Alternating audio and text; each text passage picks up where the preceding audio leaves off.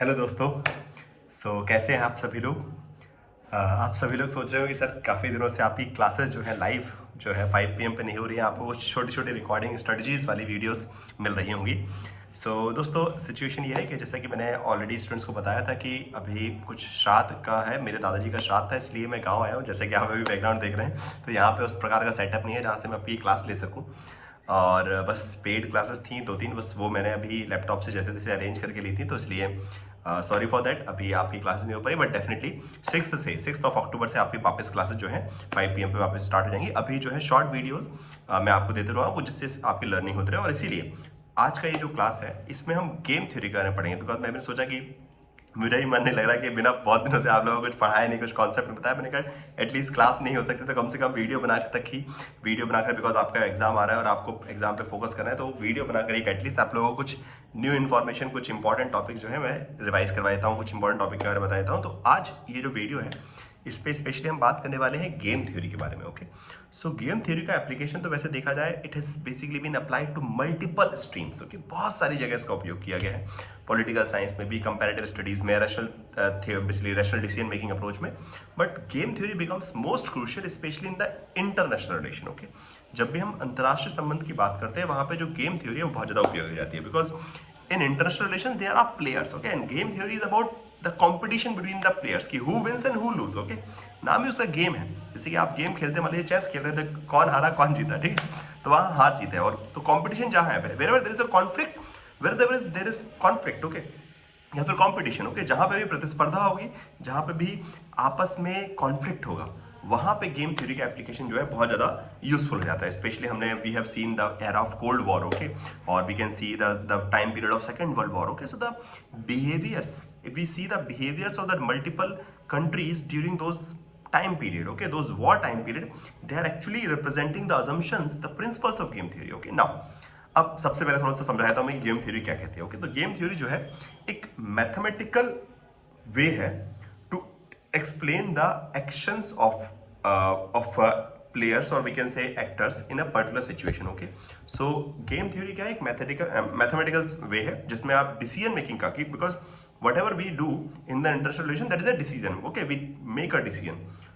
Game theory जो है एक मैथमेटिकल मैनर है कि कैसे डिसीजंस लिए जाते हैं। बहुत आसान भाषा में बोला जाए तो भाई अंतर्राष्ट्रीय व्यवस्था में निर्णय कैसे लिए जाते हैं उसको समझाने का, समझने का, उसको एक्सप्लेन करने का एक एक गणितीय का तरीका है, मैथमेटिकल मेथड है, जिसमें जैसे ना कि a+b इज इक्वल टू सी, इस प्रकार से जो हम फॉर्मूला है ना कि a is equal to b, b equal to c, so a is equal to c, ठीक है, जिस प्रकार से आप मैथ में थ्योरम पढ़ते हो उसी प्रकार से कि अगर इसने इसको ये किया तो ये इसको ये करेगा, ठीक है, लाइक रिस्पॉन्स कॉम्पिटेटिव वे में, ठीक है। यही गेम थ्योरी बेसिकली प्रेडिक्ट करती है कि किस प्रकार के एक्शंस हो सकते हैं। ओके, गेम थ्योरी का जो आइडिया है वो बेसिकली एक्सप्लेन करती है किसी स्टेट का कैसा एक्शन है तो उस पर कैसा दूसरी तरफ से रिएक्शन आ सकता है, एंड अकॉर्डिंगली अगर ऐसा रिएक्शन आएगा तो ये अगला देश क्या करेगा। ठीक है, मान लीजिए इंडिया चाइना है, अगर चाइना ने इंडिया के साथ कुछ किया तो what India can do in response, और अगर इंडिया ने ये रिस्पॉन्स नहीं किया तो चाइना क्या कर सकता है, तो मूव्स को ओके प्रिडिक्ट करना। गेम थ्योरी क्या है कि बिकॉज सी गेम थ्योरी का क्लियर पर्सपेक्टिव है कि every country want to win, because again that's the idea of international relation. अगर आप अंतर्राष्ट्रीय संबंध को समझेंगे तो भाई अंतर्राष्ट्रीय संबंध यही है कि हर देश अपने आप को अपना नेशनल इंटरेस्ट सर्व करना चाहता है, लाइक विन। लेकिन उसी पर्सपेक्टिव से गेम थ्योरी देखते हैं कि हर जो प्लेयर है अंतर्राष्ट्रीय संबंध में भी, हर जो देश है वो जीतना चाहता है। तो एक प्लेयर के रूप में अगर देखा जाए तो भाई वो क्या मूव कर सकता है। जैसे मान लीजिए आप क्रिकेट खेल रहे हैं, चेस खेल रहे हैं, तो हर चाल को आप ऐसे रखते हैं कि दूसरे का नुकसान हो और अपना फायदा। Okay, that is the basic idea. Okay, उसी पर्सपेक्टिव से हम गेम थ्योरी जो है इंटरनेशनल रिलेशन को पढ़ती है। तो मैं थोड़ा सा आपको अभी नॉर्मल टर्म्स में समझा दिया। अभी एक चीज थोड़ी सी एग्जाम के लिए बता देता हूँ, बिकॉज एक बुक का नाम है the game of politics. Okay, किताब का नाम याद रखिएगा, पीजी कैम्ब्रे की किताब है, ठीक है, 1932 में बुक लिखी गई थी। पीजी क्या नाम है, कैम्ब्रे, CAMBRAY लिख सकते हैं आप लोग, नोट डाउन कर लीजिए, ठीक है, PG CAMBRA कैम्ब्रे की बुक है the game of politics. Fine, यहाँ पे ब्रिटिश पॉलिटिकल स्टडीज की स्टडीज उन्होंने की है, बस नाम याद रखिएगा। और बाकी अगर हम बोलें कि गेम थ्योरी का जो प्रॉपर डेवलपमेंट है इसको फेमस करने वाला, specially in the field of IR, दो नाम याद रखिएगा, ठीक है, एक है John Von Neumann, okay, Neumann नाम है एक, ठीक है, और दूसरा है Oskar Morgenstern, okay, Morgenstern, sorry, okay. Neumann का नाम याद रखिएगा, और Oskar, OSKR, Oskar Morgenstern, okay, MORGENSTERN, okay, these are the two thinkers those who have actually what we can say like created the base of game theory in the interest relation. Okay, अंतरराष्ट्रीय संबंध game theory का, और इनकी किताब का नाम भी है, इनका पब्लिकेशन है the theory of games and economical behaviour. इसको लिख लीजिए, एग्जाम में कभी आ सकता है। नाम क्या है?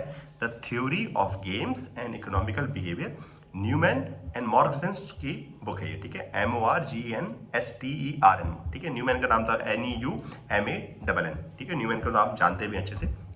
So this is basically these are two major thinkers, those who have developed the idea of game theory in the interest relation. Okay, now अब इसके अगर हम आगे बढ़ते हैं कि what are the other thinkers, those who dealt with the idea of game theory, those who have applied game theory in the interest relation or to explain interest relation. Okay, तो अंतरराष्ट्रीय संबंध को समझाने में गेम थ्योरी का उपयोग किस किसने किया है? तो एक नाम आपने बहुत फेमस सुना होगा, थॉमस शेलिंग। थॉमस शेलिंग भी जो है गेम थ्योरी का यूज करते हैं। सिमिलर रिकर्स ने भी जो थ्योरी यूज की है रैशनल चॉइस की। Okay, Rikers is famous for the rational decision making approach. Okay, so जो रैशनल डिसीजन मेकिंग अप्रोच में रिकर्स का आइडिया है। कैप्लन, ओके, कैप्लन का आइडिया भी आप जानते हैं, तो अगेन रैशनल डिसीजन मेकिंग में।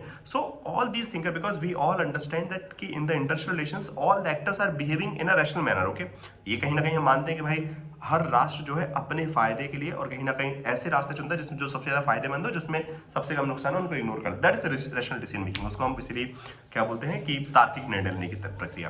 तो ये माना जाता है कि सभी देश जो है तार्किक है और उसी तार्किकता के हिसाब से वो काम करते हैं, और उनकी तार्किकता को समझते हुए उनके एक्शन को समझाने का काम जो है गेम थ्योरी करती है।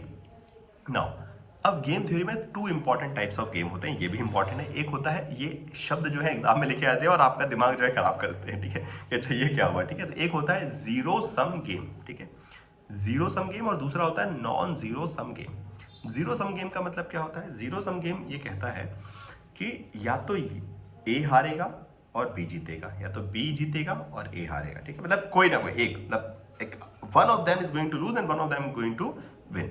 कोई या तो एक जीतेगा, कोई एक हारेगा, मतलब like it's not like both are going to win और both are going to lose. Okay, तो अगर एक जीता तो दूसरा हारेगा, ठीक है। इट मींस कि it's a reciprocative response. Okay, if one is winning then automatically two is losing. Okay, if India is winning that it means कि automatically basically Pakistan is losing, और let's say Pakistan is winning, it means it is very obvious कि India is losing. So that kind of response. Okay, कि zero sum game, कि कोई ना कोई तो जीतेगा, that is zero sum game. Okay, so this is one of the way of studying the international relation. जैसे कि if we talk about the Cold War era, okay, or we can take, yes, Cold War era, that is the best idea. Okay, so during the Cold War era, if we were seeing both the groups, okay, USSR, Soviet Union on the one hand, as well as USA, which is representing the capitalist strategy. Okay, तो eastern block and western block जो दो गुट में बढ़ चुका है देश, आप सब लोग जानते हैं। सो इनके बीच में भी एक जीरो सम गेम चल रहा था। Okay, one is taking an action, ठीक है, बेसिकली जो क्यूबन मिसाइल क्राइसिस आपने देखा होगा कि भाई रशिया ने मिसाइल्स वहां लगा दी, तो अमेरिका ने स्टार्ट करके अपनी स्टडी लाके America also installed some missiles to attack, और we can say to create a fear among the Russia, basically the USSR government. तो रिस्पॉन्स की एक ने अगर एक एक्शन लिया तो दूसरा भी दूसरा एक्शन लेगा, तो इट ऑटोमेटिकली रिप्रेजेंट कि अच्छा one action result into the action by another country. Okay, so that जो एक्शन का जो पर्सपेक्टिव है, specially in the scene of conflict and competition, कि जहां प्रतिस्पर्धा है, जहां संघर्ष है, जहां प्रतिरोध है, वहां पे किस प्रकार से एक्शन जो है देश लेते हैं, इसको स्टडी करने का एक तरीका है बेसिकली आपका गेम थ्योरी। तो एक जीरो सम गेम होता है और दूसरा होता है नॉन जीरो सम गेम। अब नॉन जीरो सम गेम का मतलब क्या है कि नॉन जीरो सम गेम में या तो दोनों जीतेंगे या तो दोनों हारेंगे, ठीक है। So it's basically happens when there is a concept of coordination and cooperation, कि बोथ आर विनिंग और बोथ आर लूजिंग, ठीक है। अ सिचुएशन वेयर, एक ऐसी सिचुएशन जहां पे दोनों हार रहे हैं या फिर दोनों जीत रहे हैं। एक ये वाला नहीं कि एक हारा तो दूसरा जीता, या फिर एक जीता तो दूसरा हारा, ये वाला नहीं, या तो दोनों जीतेंगे या तो दोनों हारेंगे। So it can be like let's say any kind of situation might be a victory for both of them, and it usually happens in cooperation. Okay, मान लीजिए मल्टीपल कंट्रीज आर कोऑपरेटिंग, जब कोऑपरेट करें तो it means कि that coordination will result into victory, mutual, जिसको हम बोलते हैं म्यूचुअल बेनिफिट, कि भाई 4-5 कंट्रीज ने मिलकर ग्रुप बनाया and they have created an alliance. अब उन्होंने अपने कॉन्फ्लिक्ट को भी रिजॉल्व कर दिया, तो वहां पे क्या हो गया, म्यूचुअल बेनिफिट हो गया, तो वो क्या हो गया, विक्ट्री फॉर बोथ।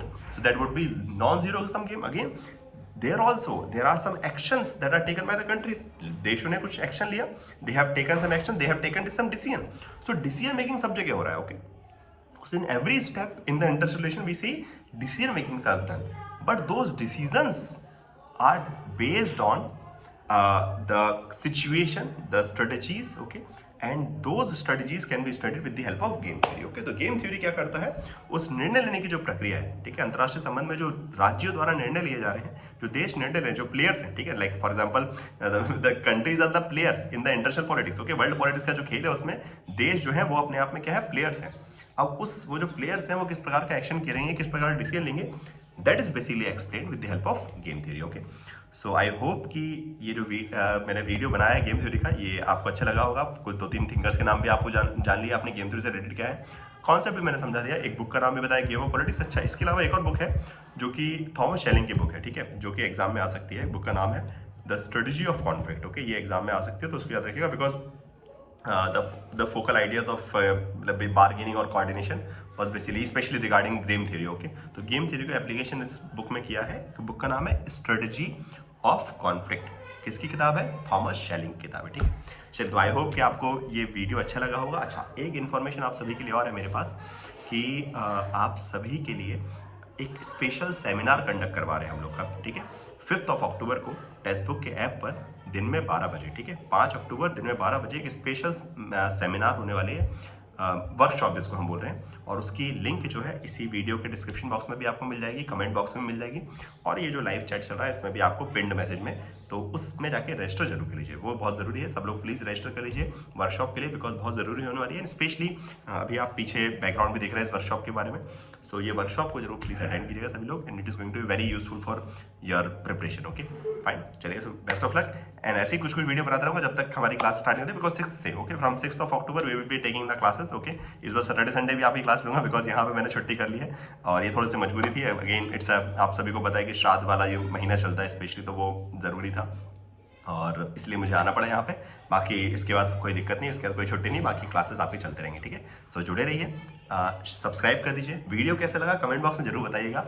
ओके, चलिए, एक क्वेश्चन और देता हूँ आपको, ठीक है, एक होमवर्क क्वेश्चन है, वीडियो खत्म नहीं कर रहा हूँ। एक बुक का नाम है डिप्लोमेसी ऑफ वायलेंस। ओके, आप सभी को ढूंढना है कि ये डिप्लोमेसी ऑफ वायलेंस किसकी पुस्तक है। ओके, इसका आंसर जो है कमेंट बॉक्स में दीजिएगा, ठीक है, प्लीज मुझे। ओके, गारंटेड सब लोग बताइएगा कि डिप्लोमेसी ऑफ वायलेंस किसकी बुक है, सर्च कर लीजिए, कोई दिक्कत नहीं है, इसी बहाने एटलीस्ट एक बुक का, एक ऑथर का नाम आप लोग को याद आ जाएगा, ठीक है। चलिए, सब्सक्राइब कर दीजिएगा, लाइक कर दीजिएगा, अपने दोस्तों को शेयर जरूर कीजिएगा। Bye bye, thank you so much.